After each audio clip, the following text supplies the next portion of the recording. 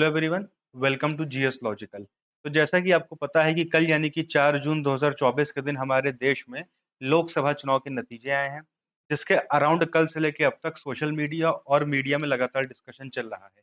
इस particular short video में हम लोग डिस्कस करेंगे कि क्या इलेक्शन के रिजल्ट्स रहे इस बार के, किस पार्टी को, किस कोलिशन को कितनी सीट्स मिली हैं, ये 2019 से कैसे अलग हैं और 2019 ही नहीं, आज़ादी के बाद से जितने भी लोकसभा चुनाव हुए हैं, हम सबको एक ट्रेंड के तरीके से देखेंगे कि लगातार हमारे देश में क्या ट्रेंड रहा है लोकसभा इलेक्शन के रिजल्ट्स को लेकर के। कब फुल मेजॉरिटी की सरकारें बनी हैं, कब कोलिशन की सरकारें बनी हैं, फुल मेजॉरिटी की सरकारों के फ़ायदे क्या होते हैं, कोलिशन के फ़ायदे क्या होते हैं। उसके अलावा हम डिस्कस करेंगे कि वो कौन से फैक्टर रहे, जिस वजह से एनडीए यानी कि बीजेपी लेड एनडीए जो कि 400 सीटें एम कर रहा था, वो 293 सीट्स पे आ जाता है और बीजेपी जो खुद अपने लिए 370 सीट्स, 350 सीट्स के आस-पास सोच रही थी, वो 240 सीट्स पे आ जाती है। और हम ये भी फैक्टर्स जानेंगे कि क्यों अभी भी वापस से बीजेपी की सरकार बनने जा रही है देश के अंदर, ऑपोजिशन को जनता ने अभी भी उस तरीके से मौका क्यों नहीं दिया है सरकार बनाने के लिए। और आखिरी में हम एलिफेंट इन द रूम को डिस्कस करेंगे कि अल्टीमेटली बीजेपी यानी कि भारतीय जनता पार्टी, वो सीट फैज़ाबाद की वो सीट जहाँ पे अयोध्या का राम मंदिर बनाया गया है, वो सीट कैसे हार जाती है, उसके पीछे के क्या फैक्टर रहे हैं। अगर आपको वीडियो पसंद आए, तो उसको लाइक, शेयर और उस पे कमेंट करें। चैनल को सब्सक्राइब करें। जो भी आपका फीडबैक हो, आप कमेंट सेक्शन में उसको दे सकते हैं। तो चलिए भाई डिस्कशन को शुरू करते हैं। सबसे पहले हम सीट टैली देख लेते हैं।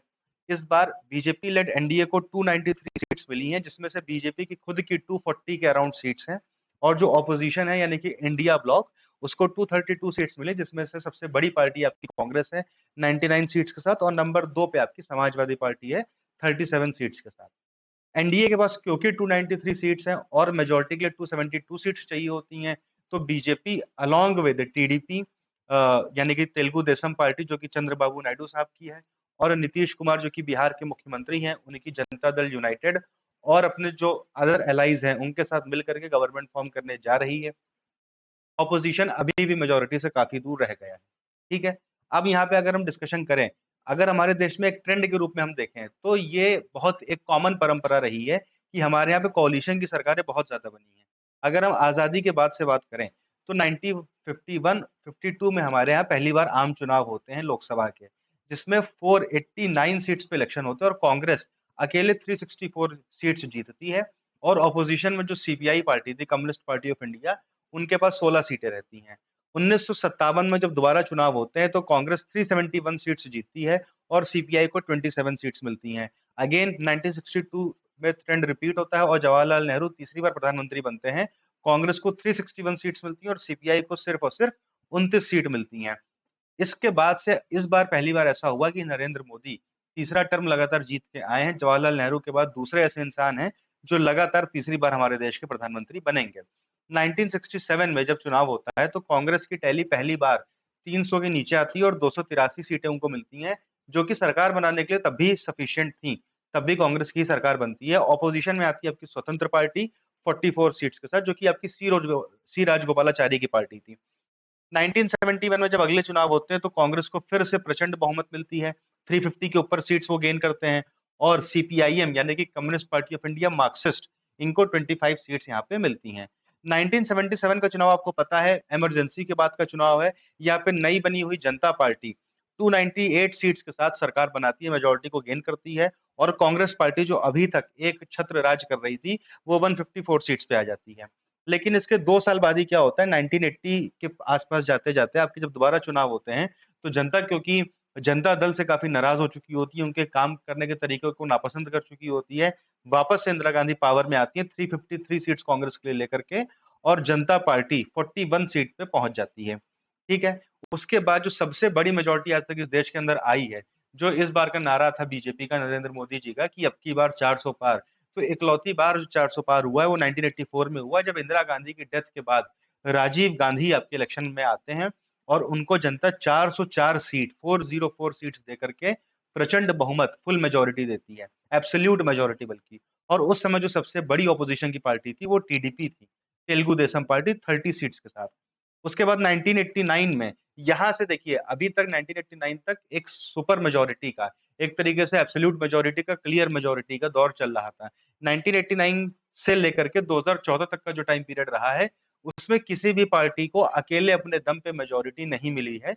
लगातार कोalition सरकारों का दौर रहा है। कई लोगों ने एक साथ मिल करके, कई पार्टीज़ ने एक साथ मिल करके सरकारें बनाई हैं। शुरुआत हुई 1989 से, जब कांग्रेस को 197 सीट्स मिलती हैं खाली और जनता दल को 143 सीट्स मिलती है और अल्टीमेटली राजीव गांधी सरकार बनाने से मना कर देते हैं कांग्रेस के और वीपी सिंह को प्रधानमंत्री बना दिया जाता है। 1991 में जब दोबारा चुनाव होते हैं, उसके बाद कांग्रेस को मिलती हैं 232 सीट्स और बीजेपी 120 सीट्स, जो कि 1984 में पहली बार कॉन्टेस्ट करी थी बीजेपी। तब इसको सिर्फ 2 सीटें मिली थी, जब कांग्रेस को 404 सीटें मिली थी। अब बीजेपी को 120 सीटें मिल जाती हैं। 1996 में आते-आते बीजेपी 161 सीट्स के साथ सिंगल लार्जेस्ट पार्टी बन जाती है और सरकार बनाती है। कांग्रेस 140 सीट्स पे चली जाती है। अब यहाँ पे जो सरकारें बन रही थी, वो कई सारी पार्टियों के समर्थन से बन रही थी। उसके बाद अगर हम बात करें 1998 में, इसमें अगेन बीजेपी को 182 सीट्स मिलती है, कांग्रेस 141 सीट्स के साथ सेकंड नंबर पे रहती है। 1999 में दोबारा से चुनाव होते हैं। इस बार फिर से बीजेपी को 182 ही सीट्स मिलती हैं और कांग्रेस और डिप करके 114 सीट्स पे आ जाती है। 2004 का जब चुनाव आता है, सबको लग रहा होता है कि अटल बिहारी वाजपेयी दोबारा से प्रधानमंत्री बनेंगे देश के, जबकि ऐसा नहीं होता है और कांग्रेस 145 सीट के साथ सिंगल लार्जेस्ट पार्टी बन जाती है और बीजेपी 138 सीट के साथ सेकंड लार्जेस्ट पार्टी होती है। सरकार यूपीए की, यूनाइटेड प्रोग्रेसिव अलायंस की बनती है। उसके बाद आपका 2009 का चुनाव आता है, फिर से कांग्रेस 206 सीटों के साथ सिंगल लार्जेस्ट पार्टी बन के अपने कोलिशन पार्टनर के साथ मिल करके सरकार बनाती है। 2014 का जो दौर आता है, तब नरेंद्र मोदी को मिलती हैं, बीजेपी को मिलती है अपने दम पे 282 सीट्स, जो कि मेजॉरिटी के 272 से 10 सीट्स ज्यादा थी और एनडीए के साथ मिल करके एनडीए को पूरी तरीके से आपकी मिलती हैं 336 सीट्स के आसपास और ये लोग मिल करके सरकार बनाते हैं। उसके बाद 2019 का चुनाव आता है। 2019 के चुनाव में बीजेपी और ज्यादा बेहतर परफॉर्म करती है 303 सीट के साथ और एनडीए को मिलती हैं आपकी कितनी 353 सीट्स और इनकी सरकार बनती है। कांग्रेस सिमट के रह जाती है सिर्फ और सिर्फ 52 सीट्स पे और पूरे के पूरे यूपीए को मिलती है 91 सीट्स। लेकिन ये जो एब्सोल्यूट मेजोरिटी का दौर था, ये 2014 और 2019 वाला है। ये वापस से 2024 में चेंज होता है और सिंगल लार्जेस्ट पार्टी आपकी बनती है कौन? बीजेपी 240 सीट्स के साथ और वो एनडीए के साथ मिलकर के अपने अलायंस पार्टनर के साथ मिलकर के सरकार बनाने जा रही है। कांग्रेस जो कि सेकंड लार्जेस्ट पार्टी है 99 सीट के साथ, वो फिलहाल ऑपोजिशन में बैठेगी अपने अलायंस पार्टनर्स के साथ। तो ये तो एक इलेक्शन का ट्रेंड रहा कि भाई हमारे यहाँ पे क्या-क्या ट्रेंड रहे हैं अभी तक, आज़ादी से लेकर के अभी तक के। अब देखिए आपको पता है कि सरकार बनाने के लिए 543 लोगों की हमारे यहाँ पे लोकसभा है और 543 में से 272 का वो जादुई आंकड़ा है, 272 सांसद जिस पार्टी के बन जाते हैं या जिस कोलिशन के बन जाते हैं, उस पार्टी की सरकार बन जाती है। अब होता क्या है कि अगर कोई भी पार्टी एब्सोल्यूटली अपने दम पे सरकार बनाती है, तो उसके कुछ अपने फ़ायदे हैं। जैसे कि नरेंद्र मोदी जो पिछले 10 साल से एन्जॉय कर रहे थे एब्सोल्यूट पावर, वो जो डिसीजन चाहे वो डिसीजन ले सकते हैं, उनको कोई रोकने-टोकने वाला नहीं होता है। उनको किसी भी अपने अलायंस पार्टनर का डर नहीं होता है क्योंकि अगर कोई भी अलायंस पार्टनर अपना सपोर्ट वापस ले लेगा, तो भी उनकी खुद के दम पे सरकार थी, तो सरकार को कोई फ़र्क नहीं पड़ना था। उसके अलावा एक आर्बिट्रेरीनेस आ जाती है, जो रूरल होता है, रूलर के अंदर एक आर्बिट्रेरीनेस आ जाती है, वो जल्दी किसी की सुनता नहीं है। ये एक जनरल फ़ायदे मैं बता रहा हूँ या जनरल नुकसान आप जो भी कह लें, जो आपके फुल मेजॉरिटी गवर्नमेंट के होते हैं। उसके अलावा जो टफ डिसीजंस होते हैं, जैसे 370 को हटाना, ट्रिपल तलाक को एबॉलिश करना, इस तरीके के जो डिसीजंस हैं, ये एक फुल मेजॉरिटी की सरकार ही ले सकती है। एक कोलिशन गवर्नमेंट से ऐसे डिसीजन जल्दी एक्सपेक्ट नहीं किए जाते हैं। आपको पता है कि अटल बिहारी वाजपेयी ने भी अपने मैनिफेस्टो में उस टाइम पे बीजेपी ने डाला था कि 370 हटाना है, यूनिफॉर्म सिविल कोड लाना है, ट्रिपल तलाक एबॉलिश करना है, राम मंदिर बनाना है। बट वो ये सारे काम नहीं कर पाए थे क्योंकि वो एक कोलिशन की सरकार चला रहे थे। कोलिशन की सरकार में आपको अपने सारे अलायंस पार्टनर की बात सुननी रहती है, जो अपनी खुद की एस्पिरेशंस लेकर के आते हैं। जैसे फॉर एग्जांपल यहाँ पे नीतीश कुमार सपोर्ट कर रहे हैं, उनकी बिहार को लेकर के कुछ एस्पिरेशंस हो सकती हैं कि बिहार को ज़्यादा फंड दिया जाए, ज़्यादा वहाँ पे उनको एक स्पेशल स्टेटस दिया जाए बिहार को, जिसकी वो काफ़ी टाइम से डिमांड कर रहे हैं या टीडीपी भी सेम चीज़ क्लेम कर सकती है और ये बड़े-बड़े पोर्टफोलियोज़ माँग सकते हैं, मंत्रालय माँग सकते हैं सेंट्रल गवर्नमेंट से। तो कहीं न कहीं कोलिशन गवर्नमेंट में सबको लेकर के चलना पड़ता है। डिसीजन मेकिंग थोड़ी स्लो हो जाती है बट डिसीजन मेकिंग एफिशिएंट बहुत होती है, क्योंकि सबसे कंसेंसस के बाद ही डिसीजन लिया जाता है, अकेले वन मैन शो नहीं होता है। इस वजह से डिसीजन मेकिंग जो होती है वो स्लो होती है बट उसकी क्वालिटी थोड़ा-सा इम्प्रूव हो जाती है। तो ये सब कहीं न कहीं कुछ फ़ायदे, कुछ नुकसान है आपके कोलिशन गवर्नमेंट के। बहरहाल जो हमारा ट्रेंड चल रहा था 1990 से लेकर के 2014 तक का, वापस से देश उसी रास्ते पे जाता हुआ दिख रहा है कहीं न कहीं। तो ये तो एक ट्रेंड की बात हो गई। अब हम बात करेंगे उन रीज़न्स की, कि ऐसा क्या हुआ कि जो एनडीए, जो बीजेपी इतना ज़्यादा बड़ी विक्ट्री क्लेम कर रही थी, वो विक्ट्री तो अभी भी मिली है, बट वो विक्ट्री का मार्जिन इतना कम कैसे हो गया है? बहुत सारे रीज़न है उसके पीछे। सबसे पहला है आपका एंटी इनकम्बेंसी। जब ज़्यादा समय तक कोई एक इंसान रूल करता रहता है, राजा रहता है, प्राइम मिनिस्टर रहता है, चीफ मिनिस्टर रहता है, तो जनता उसका चेहरा देख-देख के कई बार बोर हो जाती है, जिसको हम एक एंटी इनकम्बेंसी बोलते हैं पॉलिटिकल टर्म्स में। तो कहीं न कहीं जनता के अंदर एक वो फ्रस्ट्रेशन वाला भाव रहा है कि अच्छा बहुत हो गया, अब कुछ चेंज आना चाहिए, है ना? एक होता है कि बोरियत हो गई, अब कुछ चेंज कर देते हैं। तो वो एंटी इनकम्बेंसी का फैक्टर कहीं न कहीं था। नंबर 1 रीज़न ये था। दूसरा था जो एक आर्बिट्रेरी नेचर, बहुत से जो इनके ऑपोज़िशन के लोग हैं, वो ये क्लेम करते रहे चुनाव भर के प्रचार में और ये बात जनता ने कहीं न कहीं एडमिट भी करी कि आर्बिट्रेरी तरीके से सरकार चल रही है। ऑपोज़िशन के सारे नेताओं के ऊपर कार्रवाई होना, ईडी, सीबीआई के छापे। अब मैं यहाँ पे ये नहीं कह रहा हूँ कि अरविंद केजरीवाल एकदम ईमानदार इंसान, उन्होंने कोई घोटाला नहीं किया है। That is a judicial matter. But कहीं न कहीं एक आपस में सीनियर पॉलिटिशियंस में अंडरस्टैंडिंग रहती है कि जब भी एक-दूसरे की सरकारें आती-जाती हैं, तो बड़े नेताओं पे कोई जल्दी हाथ नहीं डालता है। एक-दूसरे के करप्शन को छुपाने का काम करते हैं। जैसा कि इस सरकार में कम देखने को मिला, इन्होंने अपने फ़ायदे के लिए बहुत सारे ऑपोज़िशन लीडर्स के ऊपर क्रैकडाउन किया है अलग-अलग तरीके से। अब ये सही-गलत आप इसको अलग तरीके से जज कर सकते हैं, बट एक फैक्टर रहा है, कहीं न कहीं ऑपोज़िशन के साथ एक सिम्पैथी वाला माहौल था कि हाँ, नरेंद्र मोदी जी सबको अपनी एजेंसीज़ का यूज़ करके, ईडी, सीबीआई का यूज़ करके परेशान कर रहे हैं। ये वाली भावना कहीं न कहीं देखने को मिली है लोगों के बीच में, ख़ास तौर से पॉलिटिकल पार्टी के कार्यकर्ताओं के बीच में। तो उन लोगों ने काफ़ी बढ़-चढ़ के अपनी पार्टी के लिए वोट किया। फॉर एग्ज़ाम्पल समाजवादी पार्टी, आम आदमी पार्टी, ऐसा हमको देखने को मिला है। उसके बाद जो रीज़न रहा है, वो रहा है लोकल कैंडिडेट्स के खिलाफ नाराज़गी। क्योंकि आपको पता है कि 2014 का चुनाव हो या 2019 का चुनाव हो, हर कोई लगभग-लगभग जितने लोग भी एनडीए से जीत रहे हैं, बीजेपी से जीत रहे हैं, सब और सब नरेंद्र मोदी के नाम पे जीत रहे हैं। सब तो नहीं, लेकिन अधिकतर लोग। ऐसे लोग जो एज़ अ पॉलिटिशियन स्टैंड नहीं कर सकते थे, जो पॉलिटिक्स में सर्वाइव नहीं कर सकते थे, वो भी 2-2 टर्म से सांसद बन के बैठे हुए हैं सिर्फ़ नरेंद्र मोदी के नाम पे, उनकी ब्रांड वैल्यू पे। लेकिन इस बार क्या हुआ, नाराज़गी इतनी ज़्यादा बढ़ गई लोकल कैंडिडेट को लेकर के। होता क्या है कि लोग चुनाव जीतते हैं, 5 साल अपने क्षेत्र में वापस नहीं जाते, कॉन्स्टिट्यूएंसी में वापस नहीं जाते, जनता के पास उनका कोई नेता नहीं होता है। वोट तो उन मोदी के नाम पे दे देते हैं, बट उनको काम कराने के लिए उनके पास सांसद, विधायक उनके अवेलेबल नहीं होते हैं। तो ये फैक्टर इस बार हावी रहा कहीं न कहीं काफ़ी ज़्यादा। खास तौर से आपकी जो यूपी वाली भीड़ है, जहाँ पे सबसे ज़्यादा डेंट पहुँचा है एनडीए को, बहुत ज़्यादा नुकसान हुआ है जहाँ पे, वहाँ पे ये बहुत बड़ा फैक्टर रहा है। ठीक है? उसके अलावा वन मैन शो, ये एक और रीज़न रहा है। आपको पता है न्यूज़ में लगातार चलता रहा कि योगी आदित्यनाथ जो कि यूपी के चीफ मिनिस्टर हैं, वो अपने हिसाब से टिकट डिस्ट्रीब्यूशन करना चाहते थे। बहुत सारे सिटिंग एमपीज़ का वो टिकट काटना चाहते थे क्योंकि उनको उनको लेकर के नाराज़गी थी जनता के बीच में उन कैंडिडेट्स को लेकर के। बट टॉप से ये आदेश हमेशा आते रहे सेंटर से कि नहीं, कैंडिडेट चेंज नहीं होगा। कैंडिडेट सेंटर ने बैठ के अपने हिसाब से डिसाइड किए, अमित शाह या नरेंद्र मोदी जी ने, और वहाँ उसका खामियाज़ा भुगतना पड़ा। उनको ये उम्मीद थी कि इस बार भी मोदी के नाम पे उनको वोट मिल जाएगा, जो कि नहीं मिला। बहुत सारे लोगों के बीच में ये देखने को मिला है कि नरेंद्र मोदी को लेकर के नाराज़गी नहीं थी, जितनी लोकल कैंडिडेट को लेकर के नाराज़गी थी, जिसका खामियाज़ा नरेंद्र मोदी सरकार को भुगतना पड़ा है। ये एक बहुत बड़ा फैक्टर रहा है और हर जगह प्रचार में आपको लगातार मोदी, मोदी ही दिखाई पड़ेगा, उसके इर्द-गिर्द और भी कोई चीज़ दूर-दूर तक दिखाई नहीं पड़ेगी। वन मैन शो बना के रखा है बीजेपी ने पूरी तरीके से, जिसका भी नुकसान अब कहीं न कहीं देखने को मिल रहा है। जैसे आपने पीएम के वो इंटरव्यू सुने होंगे जिसमें वो कह रहे थे कि मुझे लगता है कि मैं बायोलॉजिकली पैदा नहीं हुआ हूँ। मुझे भगवान ने कहीं न कहीं भेजा है किसी काम के लिए। अब हो सकता है उनकी मेंटालिटी कुछ और रही हो कर कहने की या बोलने की, बट एक वो इमेज बहुत गलत तरीके से पोर्ट्रे हो गई उस चीज़ की, जो उनके ऑपोज़िशन के लोग थे उनके बीच में। उसके अलावा जो यूथ है देश का, वो काफ़ी ज़्यादा नाराज़ है सरकार से, क्योंकि आपको पता है कि उत्तर प्रदेश में कितने बड़े पैमाने पे पेपर लीक्स चल रहे हैं और जहाँ-जहाँ बीजेपी की सरकारें हैं या किसी की भी सरकार हो, ऑपोज़िशन की भी सरकारें जहाँ पे हैं, वहाँ पे भी पेपर लीक बहुत सारे हो रहे हैं। बट यूपी के पेपर लीक जस्ट चुनाव के पहले हुए हैं, जिसमें पुलिस भर्ती का पेपर लीक हो गया था, जिसमें 50 लाख लोगों ने फॉर्म भरा था और उनका पेपर फिर कैंसल हो गया अल्टीमेटली, तो ये कहीं न कहीं नुकसान देखने को मिला इसका। उसके अलावा यूथ को बहुत सारी शिकायतें थी नरेंद्र मोदी से। आप अगर कवरेज देखें मीडिया चैनल्स की, जो जनता के बीच में जाकर के सवाल पूछ रहे हैं, तो ज़्यादातर यूथ जो है, ये सारे क्वेश्चन उठा रहा था कि भाई इन्फ्लेशन पे मोदी जी कुछ नहीं बोल रहे हैं, मणिपुर इश्यू पे उनका एक कमेंट नहीं आया है, आज तक एक भी प्रेस कॉन्फ्रेंस नहीं की है, कोई अकाउंटेबिलिटी नाम की चीज़ नहीं है उनके अंदर, पेपर लीक पे उनका आज तक कोई भी कमेंट नहीं आया है। ये सब चीज़ें कहीं न कहीं यूथ को परेशान कर रही थी और यूथ बहुत जल्दी चेंज चाहता है। पुराने जो एक थोड़े-से बुद्धिजीवी लोग हैं या बुज़ुर्ग लोग हैं, वो थोड़ा-सा बियरेबल होते हैं, वो देर तक किसी भी चीज़ को हैंडल कर लेते हैं।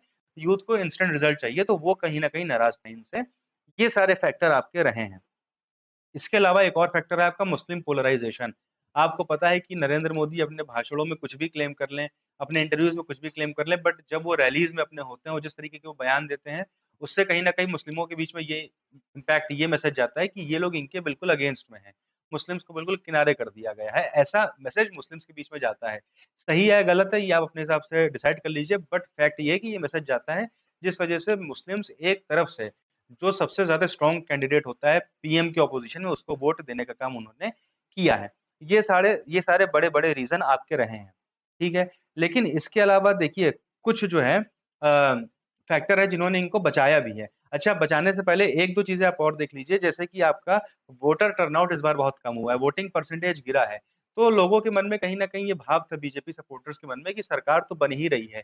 जब ये लोग 400 की बात करते थे तो सबके दिमाग में ये मैसेज चला गया कि जब 400 की बात कर रहे हैं मतलब 3 साढ़े 300 तो आ ही रहा है। तो बहुत सारे बीजेपी के सपोर्टर्स वोट देने के लिए ही नहीं गए। इसमें एक वेदर का इम्पैक्ट, गर्मी का इम्पैक्ट भी हमको देखने को मिलता है, जिस वजह से वोटर टर्नआउट कम हुआ और बीजेपी के सपोर्टर्स कम वोट देने के लिए गए और जो लोग नाराज़ थे इनसे उन्होंने बढ़-चढ़ के वोटिंग में हिस्सा लिया। उसके अलावा जो ऑपोज़िशन ने मुद्दा उठाया कि ये 400 सीट की डिमांड इसलिए कर रहे हैं ताकि ये संविधान चेंज कर दें, रिज़र्वेशन को कैंसल कर दें, वो कहीं न कहीं लोअर कम्युनिटीज़ के बीच में ट्रांसलेट हो गया, अपोज़िशन का एजेंडा, जिसका खामियाज़ा इनको भुगतना पड़ा। ये सारे फैक्टर्स हो गए आपके जिस वजह से इनको हार का सामना या इनको कंपैरेटिवली अपने जो एक्सपेक्टेड परफॉर्मेंस थी उससे नीचे आना पड़ा। अब कुछ फैक्टर्स ऐसे हैं जिस वजह से इनको बचत हुई है, इनकी बचत हुई है और ये अभी भी सरकार बनाने जा रहे हैं। इसके पीछे भी बहुत सारे फैक्टर्स हैं आपके। नंबर 1 पे आपका राशन। कोविड-19 के टाइम से नरेंद्र मोदी सरकार ने देश के गरीब लोगों को 80 करोड़ परिवारों को 80 करोड़ लोगों को राशन बाँटना शुरू किया था, जो अभी तक बाँटा जा रहा है। इसका कहीं न कहीं इम्पैक्ट देखने को मिला है। लोगों ने राशन लिया है, इस वजह से उनके अंदर ये भावना है कि हमने मोदी का नमक खाया है, तो हमको मोदी जी को वोट करना है। इस वजह से बहुत सारे लोगों ने वोट दिया है मोदी को राशन के बेसिस पे। महिलाओं ने कहीं न कहीं एक तरफ से अगर किसी के लिए वोट किया है, तो वो बीजेपी के लिए वोट किया है क्योंकि जो कहीं न कहीं नॉर्थ बेल्ट में, बिहार में, यूपी में जो अपोज़िशन पार्टीज़ की इमेज है बीजेपी समाजवादी पार्टी की या फिर आरजेडी की जो तेजस्वी लालू यादव की पार्टी है, उनकी ये इमेज कहीं न कहीं है महिलाओं के मन में कि जब इनका रूल आता है, तो गुंडागर्दी बहुत बढ़ जाती है।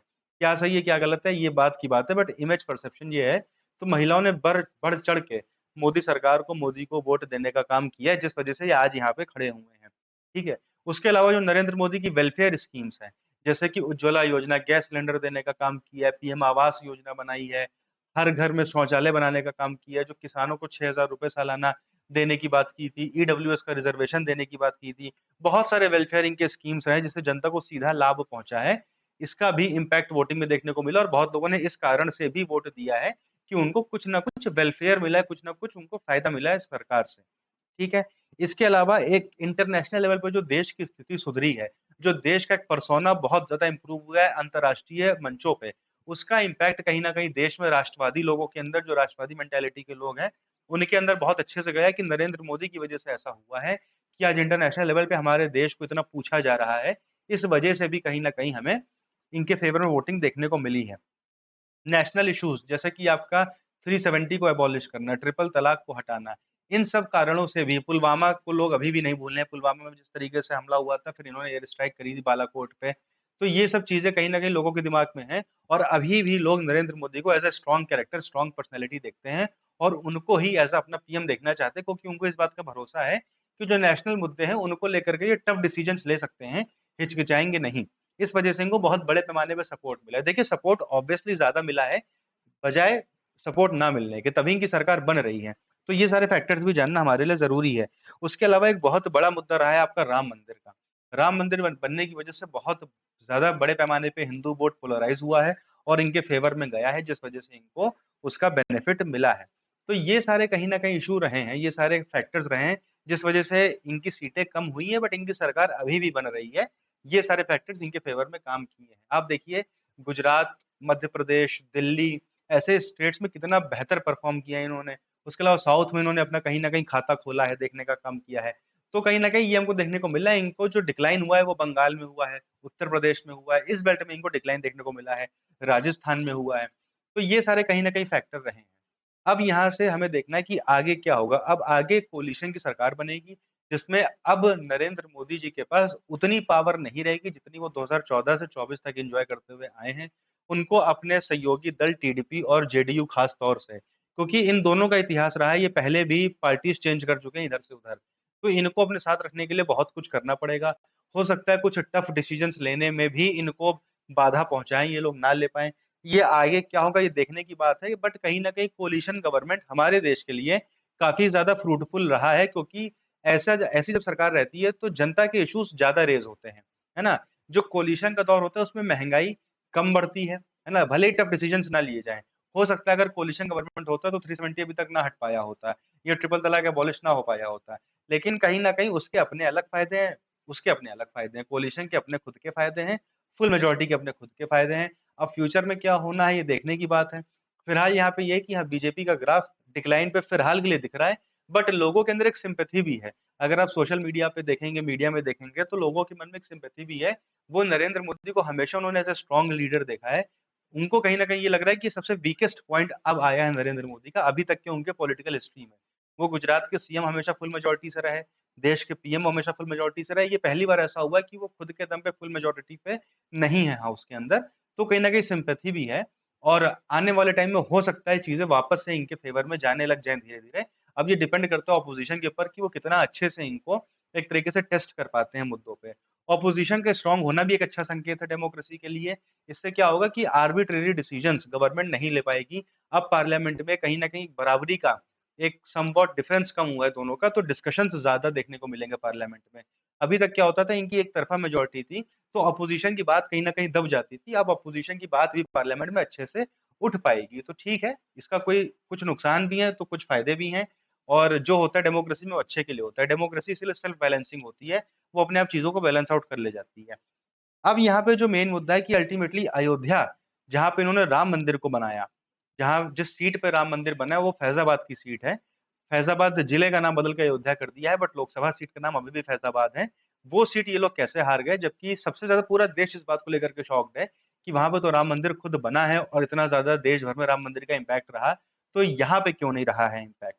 ये देखने की बात है। अब देखिए इसके पीछे बहुत सारे आपको फैक्टर ध्यान रखने की ज़रूरत है। राम मंदिर होना एक अलग बात है, बट अयोध्या कभी भी बहुत कंफर्टेबल सीट बीजेपी के लिए नहीं रही है। कभी भी ऐसा नहीं रहा कि एक तरफ़ा बीजेपी ही जीतती आई हो। 1989 जब से राम मंदिर का मुद्दा पीक पे आया है, तब से लेकर के अब तक 8 बार यहाँ पे इलेक्शंस हुए हैं। उनमें से 4 बार ऑपोज़िशन के लोग जीते हैं, 4 बार बीजेपी के लोग जीते हैं, तो कहीं न कहीं नेक टू नेक फाइट रही है हमेशा। अब राम मंदिर का हिंदुत्व फैक्टर तो रहा है, वो अलग की बात है, लेकिन उसके अलावा वहाँ के कुछ लोकल इश्यूज़ हैं, कुछ लोकल कास्ट कॉम्बिनेशंस हैं, जिनको लेकर के बीजेपी को वहाँ पे हमेशा कठिनाई हुई है और इस बार तो वो इलेक्शन हार भी गए। जैसे कि सबसे पहली बात हिंदू और मुस्लिम का पोलराइज़िंग फैक्टर। राम मंदिर बनने की वजह से क्या हुआ कि वहाँ के मुस्लिम्स ने जो कि 14% है पॉपुलेशन में, 14% मुस्लिम्स अयोध्या में फैज़ाबाद डिस्ट्रिक्ट में रहते हैं, फैज़ाबाद लोकसभा में रहते हैं। उन्होंने एक तरफ से इनके अगेंस्ट में जाकर के वोट दिया है। उसके अलावा बहुत से हिंदू भी इस मेंटालिटी के हैं कि राम मंदिर के इश्यू की वजह से हिंदू-मुस्लिम का सौहार्द बिगड़ा है। भाई क्योंकि उनको ये लगता है कि आप पॉलिटिक्स करके चले जाते हो, पूरे देश में आपको उसका फ़ायदा मिल रहा है, बट उस जगह पे तो उनको सर्वाइव करना है, आपस में मिल-जुल के रहना है, चाहे मुस्लिम हो, चाहे हिंदू हो। तो बहुत सारे हिंदू भी इस मेंटालिटी के होते हैं कि राम मंदिर के इश्यू को इतना ज़्यादा बड़ा नहीं बनाना चाहिए था, जिस वजह से वो शुरुआत से ही बीजेपी के अगेंस्ट में वोट करते आ रहे हैं। खैर ये तो एक बात हो गई। दूसरी बात राम मंदिर को बनाने के लिए आपको पता है बहुत ज़्यादा डेवलपमेंट वर्क किया गया वहाँ पे राम मंदिर को बनाने के लिए। जिस वजह से बहुत लोगों के घर, उनकी दुकानें जो है सरकार ने अधिग्रहित की, उनके ऊपर कब्ज़ा किया, उनको मुआवज़ा देने की बात की गई, कई लोगों को मुआवज़ा मिला, कई लोगों को नहीं मिला, कॉम्पेंसेशन कई लोगों को जितना क्लेम किया गया था उससे कम मिला, तो इन सब चीज़ों को लेकर के बहुत ज़्यादा नाराज़गी रही है। उसके अलावा आपको पता है कि लगातार देश भर से, दुनिया भर से लोग अयोध्या में जा रहे हैं, तो काफ़ी chaotic माहौल वहाँ के लोकल लोगों के लिए हो गया है। भाई आप तो बाहर से जा रहे हो, 1-2 दिन में घूम के वापस आ जा रहे हो, बट जो लोग रोज़ रह रहे हैं वहाँ पे, उनके लिए ट्रैफ़िक की समस्याएँ, इतना ज़्यादा फुटफॉल होना, हालाँकि इकोनॉमी में बेनिफिट होगा वहाँ पे लॉन्ग टर्म में। अयोध्या की इकोनॉमी बहुत ज़्यादा बढ़ेगी इस चीज़ की राम मंदिर की वजह से, लेकिन कहीं न कहीं लोकल लोग जो वहाँ पे इश्यूज़ फेस कर रहे हैं, मिसमैनेजमेंट की वजह से या फिर अभी उनको आदत नहीं उतना ज़्यादा ट्रैफिक झेलने की या उतनी ज़्यादा भीड़ झेलने की, वो कहीं न कहीं नाराज़गी रही है वहाँ के लोगों में। ये भी उतना बड़ा फैक्टर नहीं रहा है। सबसे बड़ा फैक्टर क्या है वहाँ का कास्ट कॉम्बिनेशन। अगर हम वहाँ की डेमोग्राफी देखें, तो 26% पॉपुलेशन वहाँ पे दलित पॉपुलेशन है। ठीक है, 26% पॉपुलेशन दलित पॉपुलेशन है और जो कैंडिडेट जीते हैं, समाजवादी पार्टी के अवधेश जी, ये भी आपके दलित समुदाय को बिलॉन्ग करते हैं। हमें पता है कि उत्तर प्रदेश में ट्रेडिशनली दलित वोट ख़ास तौर से जाटव वोट मायावती जी के फ़ेवर में जाता रहा है, बट इस बार वोट शिफ्ट होता दिखा है और एसपी में बहुत ज़्यादा दलित वोट गया है क्योंकि इनके कैंडिडेट दलित थे। 26% वोट दलित रहा है। अच्छा, हम अगर ट्रेडिशनल वोट बैंक की बात करें, भाजपा का ट्रेडिशनल वोट बैंक क्या है? आपके राजपूत, आपके ब्राह्मण और वैश्य, जिनको हम सवर्ण बोलते हैं। तो 6% के आसपास अयोध्या में राजपूत हैं, 12% के आसपास ब्राह्मण हैं और 4% के आसपास वैश्य हैं और 5% के आसपास आपके केवट, मल्लाह और निषाद जाति के लोग हैं, जिनकी पॉलिटिकल पार्टी का सपोर्ट भी बीजेपी के पास है। तो अगर हम इस सारे वोट बैंक को जोड़ लें, तो भी आपका लगभग-लगभग 27% के आसपास वोट आ रहा है, जो कि ट्रेडिशनली भाजपा का वहाँ पे है। ठीक है? वहीं अगर हम समाजवादी पार्टी के वोट बैंक की बात करें, तो 26% दलित वोट में से थोड़ा मायावती को चला गया, थोड़ा इनके फेवर में आया। 12% यादव वोट जो कि ट्रेडिशनली पूरी तरीके से समाजवादी पार्टी का रहा है, 14% मुस्लिम वोट। इसको अगर हम जोड़ दें तो 52% वोट ये हो रहा है, इसमें से अगर हम 5, 6, 7% भी मायावती जी के फेवर में जोड़ लें तो लगभग 45% वोट जो है, इनके फेवर में यहाँ हमको देखने को मिला है, ठीक है? 40% के आसपास हमको वोट देखने को यहाँ भी इनके फेवर में मिला है। उसके अलावा 12% नॉन यादव ओबीसी का वोट है, जो कहीं न कहीं बीजेपी और एसपी के बीच में डिवाइड होता रहा है, फ्लक्चुएट होता रहा है।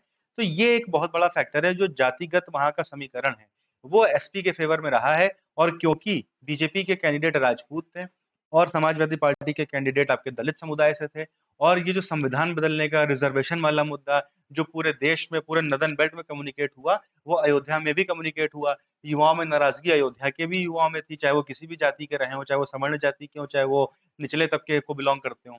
तो ये सारे फैक्टर्स रहे हैं, जिस वजह से अयोध्या की सीट बीजेपी हार गई है लगभग-लगभग 54,000 वोट से। तो इसका मतलब ये नहीं है कि राम मंदिर का मुद्दा उनके लिए फला नहीं है या राम मन वो जीतना ही था। ऐसा कुछ कन्फर्म नहीं था कि वो उनको जीतनी ही थी। ट्रेडिशनली कोई उनकी सेफ सीट नहीं रही है। आप ये देखिए कि जो बीजेपी की सेफ सीट रही जैसे कि वाराणसी, लखनऊ, वहाँ पे भी उनके जीत का वोट मार्जिन बहुत कम हो गया है। तो अयोध्या तो ख़ैर उनकी कभी भी सेफ सीट थी ही नहीं।